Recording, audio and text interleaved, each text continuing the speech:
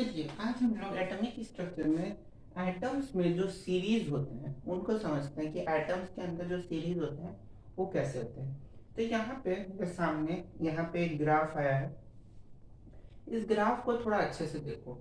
इस ग्राफ में तुमको दिख रहा होगा कि हर ऑर्बिट से यानी जितना भी ऑर्बिट है इक्वल टू 1 2 3 4 5 6 7 की एलिमेंट उन सब से जो इलेक्ट्रॉन है वो जंप करके अदर ऑर्बिट में जा रहा है।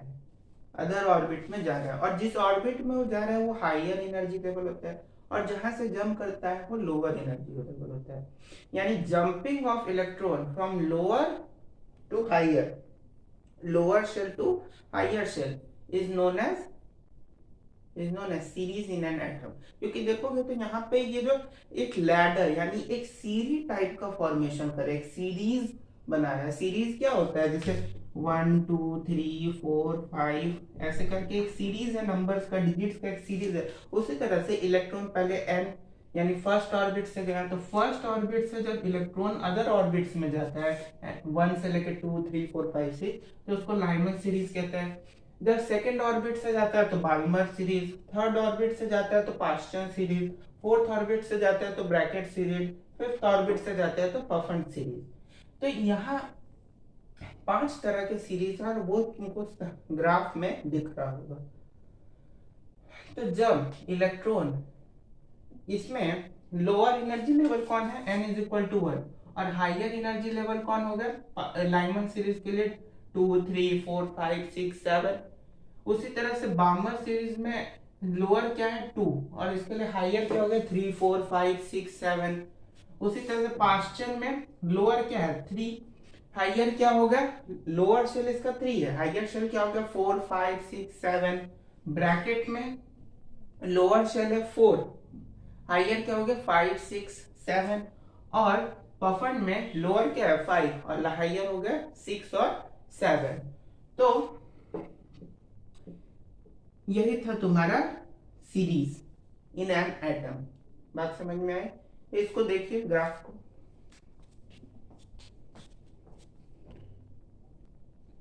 इसमें जो लाइमन सीरीज होता है ये तुम्हारा अल्ट्रा वायलेट रीजन में आता है।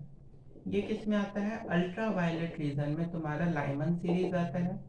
उसके बाद बामर सीरीज तुम्हारा किस में आता है, Balmer series ultraviolet region में तो केवल लाइमन सीरीज है। बामर सीरीज तुम्हारा आ जाता है विजिबल में, विजिबल रीजन में। उसके बाद पास्चन सीरीज तुम्हारा आता है इंफ्रारेड में, इसमें इंफ्रारेड रीजन में। और क्या पास्चन के बाद ब्रैकेट पफन सब जो है उसी में आ जाते हैं इंफ्रारेड रीजन में। यानी लाइमन केवल तुम्हारा अल्ट्रा वायलेट, फिर तुम्हारा विजिबल में आएगा बामर, फिर उसके बाद जितना भी है वो सारा किस में आ जाता है इंफ्रारेड में। बाकी जितना भी है वो सारे कितना आ जाते हैं इंफ्रारेड में। यहाँ ग्राफ में दिख भी रहा होगा कि बाकी सारे जितने भी होते हैं वो इंफ्रारेड में आते हैं। एक चीज और, जो इलेक्ट्रॉन देख रहे हो कि हर मतलब एनी फर्स्ट सेल से दूसरे सेल तीसरे सेल में जो जा रहा है तो वो कैसे जाता है, तो जब भी हम लोग उसको एनर्जी प्रोवाइड कराते हैं तो उस एनर्जी को वो एब्जॉर्ब करता है और हीट होता है। कोई भी चीज इलेक्ट्रॉन जो है वो एनर्जी एब्जॉर्ब करेगा तो हीट होगा। हीट होने से क्या होता है कि हीट हुआ, तो हीट होने से वो एनर्जी एब्जॉर्ब की हीट हुआ। और कोई भी चीज जैसे अगर बहुत ज्यादा गर्म होगी हीट होगी तो वो जो है मतलब इधर से उधर जाएगा। कोई भी चीज जैसे ये बहुत ज्यादा अगर हीट हो जाएगा, बहुत ज्यादा गर्म हो जाएगा, हॉट हो जाएगा, तो ये इधर से उधर भागने लगेगा ना, इधर से उधर वाइब्रेट इधर उधर करने लगेगा।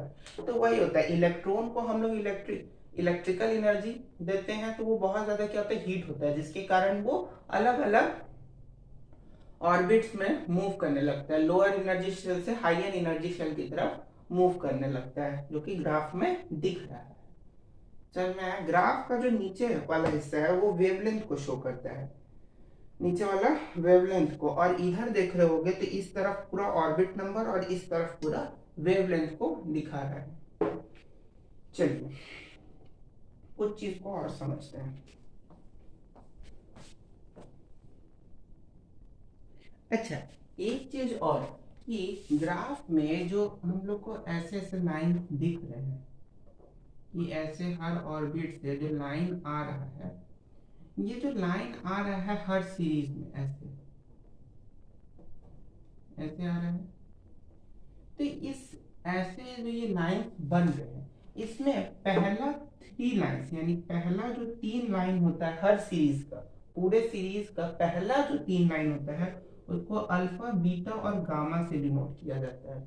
अल्फा बीटा और गामा, जिसमें जो ये फर्स्ट लाइन अल्फा होता है, इसका वेवलेंथ बहुत ज्यादा होता है, इसका वेवलेंथ बहुत ज्यादा होता है, लैम्डा बहुत ज्यादा होता है। और क्योंकि फ्रीक्वेंसी जो होता है वो लैम्डा के क्या होता है, इनवर्सली प्रोपोर्शनल होता है, जिसके कारण इसका फर्स्ट लाइन का क्योंकि वेवलेंथ ज्यादा होता है तो इसका जो फ्रीक्वेंसी होता है वो क्या होता है, कम होता है। और जो लास्ट लाइन है, और लास्ट लाइन जो होता है ना हर में, ये जो हर दिख भी रहा होगा ग्राफ में, जो लास्ट लाइन होता है हर सीरीज का, उसको हम लोग बोलते हैं सीरीज लिमिट। क्या बोलते हैं, सीरीज लिमिट।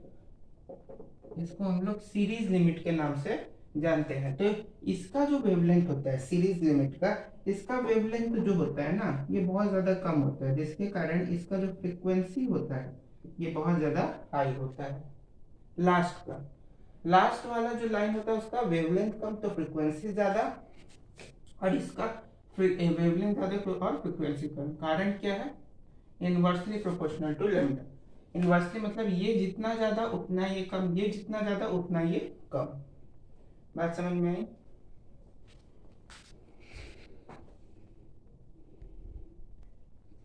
एक चीज और देखो, ये उसमें फिगर में दिख भी रहा होगा कि ये जो अल्फा बीटा ये सब लाइन जो बना हुआ है, इसमें n1 जो होता है, n1 वो हमेशा 1 होगा। n1 हमेशा क्या होगा, 1। ये वाला, ये जो सीरीज लिमिट होता है, ये जो सीरीज लिमिट होता है एक तरह से वो होगा हमेशा 1। क्यों 1 होगा, क्योंकि अगर तुम ध्यान से देखो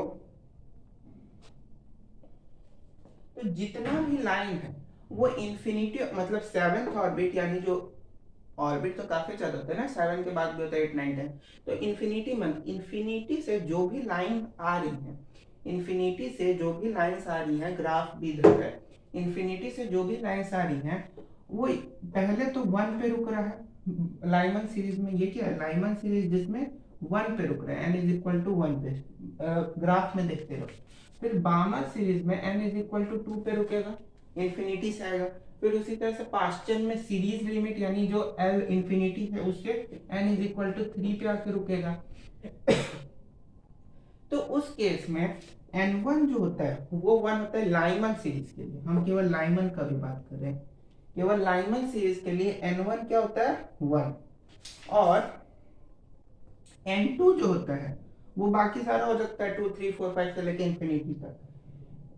और सीरीज लिमिट के लिए ये तो L, ये किसका बात हुआ, लाइमन का, ये किसका बात हुआ, लाइमन का। सीरीज लिमिट के लिए n1 का वैल्यू क्या हो जाएगा, 1, और n2 का वैल्यू होता है इंफिनिटी। n2 का वैल्यू इंफिनिटी, क्योंकि सीरीज लिमिट कौन सा है, ये वाला लाइन, बस ये वाली जो लाइन है यही सीरीज लिमिट है, तो इसमें n का वैल्यू तो 1 ही रहेगा, n1 1। और ये लास्ट कहाँ से आ रहा है, n is equal to infinity से, n is equal to infinity से ऐसे आ रहा है। तो सीरीज लिमिट के लिए n1 n2 का वैल्यू ये होगा, लाइनर सीरीज में n1 का वैल्यू तो ये होगा और n2 का 2 3 4 dot dot dot dot infinity. बात समझ में आए? तो इन जनरल अगर बोला जाए, इन जनरल, तो अल्फा जो लाइन होगा, ये जो अल्फा लाइन होगा इसमें n1 तो हम लोग को पता चल जाएगा, n1 हम लोग को पता चल जाएगा, वो जिस सीरीज पे आएगा ना, n1 क्या होता है, n1 यहाँ लिख देते हैं इक्वल टू सीरीज। जैसे लाइमन सीरीज के लिए n का वैल्यू 1 तो वही n1 हो जाएगा उसका। जैसे लाइमन सीरीज में अगर बोले n1 क्या होगा तो 1, बामा सीरीज में n1 2, पास्चन सीरीज में n1 3, क्योंकि इलेक्ट्रॉन का जो लास्ट सेल है वो वहीं पे स्टॉप कर रहा है। इंफिनिटी से फर्स्ट ऑर्बिट में किस में आता है, लाइमन में, इंफिनिटी से सेकंड में किस में आता है, बामन में। बाल्मर में जो भी। तो अल्फा लाइन के लिए n1 तो पता चल जाएगा, n2 का वैल्यू होगा n1 plus one. Beta line के लिए होगा, बीटा लाइन के लिए क्या हो जाएगा, n2 का वैल्यू n1 प्लस 2, और गामा लाइन के लिए हो जाएगा n2 का वैल्यू n1 प्लस 3। इसको याद रखना है, ठीक है, इसको याद नोट डाउन कर लो। इसके बाद बताते हैं कि हम लोग जो स्पेक्ट्रल लाइंस होते हैं उसका कैलकुलेशन कैसे किया जाता है। चलिए, calculation of spectral lines in electrons transition, यानी इलेक्ट्रॉन्स जब ऑर्बिट से ट्रांजिट करते निकलते हैं तो कितना स्पेक्ट्रल लाइन यही हुआ, ये जो ऐसे ऐसे लाइन जो हर सीरीज में बनती जा रही है ना, हर सीरीज में जो लाइन बनती जा रही है ऐसे ऐसे ऐसे ऐसे, यही तुम्हारा स्पेक्ट्रल लाइन हुआ। तो कितना नंबर ऑफ स्पेक्ट्रल लाइन बनता है उसका फॉर्मूला क्या होता है, देखो, नंबर ऑफ स्पेक्ट्रल लाइंस का फॉर्मूला होता है n2 minus n1 second, n2 minus n1 और n2 minus n1 plus 1 whole divided by 2, n2 minus n1 into n2 minus n1 plus 1 whole divided by 2, यही होता है तुम्हारा स्पेक्ट्रल लाइन को calculate करने का फॉर्मूला।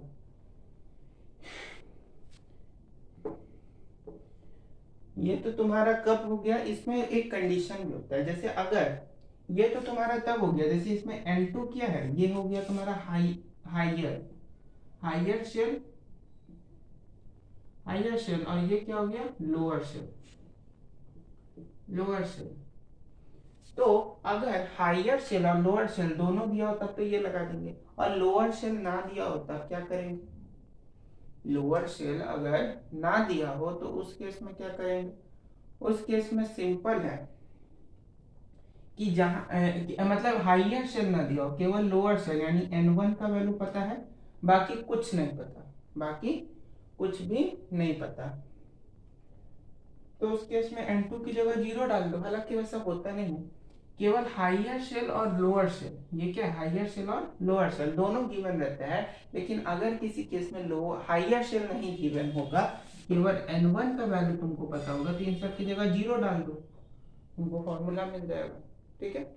तो ये हो गया नंबर ऑफ स्पेक्ट्रल लाइन का कैलकुलेशन। इसको फिर से यहाँ लिख दे, number of spectral line is equal to n2 minus n1, या साफ सुथरा लिख देते हैं n2 minus n1 plus 1 whole divided by 2। Note down कर लो।